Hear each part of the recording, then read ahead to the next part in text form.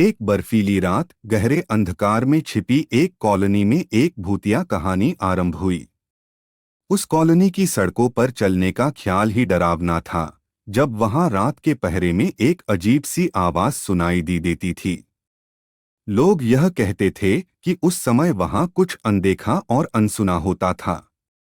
वहां की एक बूंदें खून से लाल हो रही थीं और उस जगह का हवा महकी रही थी, परंतु कोई दिखाई नहीं देता था। एक रात जब एक नाताशा नामक साहसी युवती ने उस सड़क पर चलते हुए एक अजीब सी छाया को महसूस किया, तो उसने निर्जन रास्ते का सामना किया। वह छाया उसे एक पुराने हवेली के पास ले गई, जिसे कोई बूंदें अपनी भूतिया कहानी से रूंधने लगीं। नाताशा ने धीरे धीरे उस हवेली की दिशा में कदम बढ़ाया और वहां एक पुराने सिंहासन पर एक रहस्यमय और भूतिया पुराना पुस्तक देखी। उस पुस्तक के पन्नों में रची गई घटनाएं और भूतपूर्व साक्षात्कारों की कहानी उसे जटिलता और रहस्यमय बना रही थीं। धीरे धीरे नाताशा ने पुस्तक को खोला और पढ़ना शुरू किया।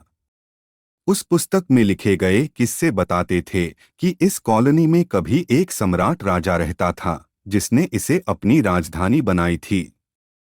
राजा की मौत के बाद से ही वहां की रातें अजीब हो गई थीं और लोगों को वहां कुछ अनूठा महसूस होने लगा था। एक दिन राजा के साथी दरबारी ने शत्रुओं द्वारा राजा की हत्या की गुप्त योजना का खुलासा किया। इस प्लॉट में राजा की पत्नी भी शामिल थी, जो उस समय से लापरवाह हो गई थी।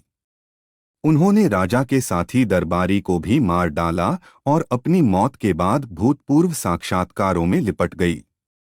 नाताशा को यह सब सुनकर वह चौंकी, क्योंकि उसके सामने वही पुरानी हवेली थी जो इस कहानी का केंद्र बन रही थी।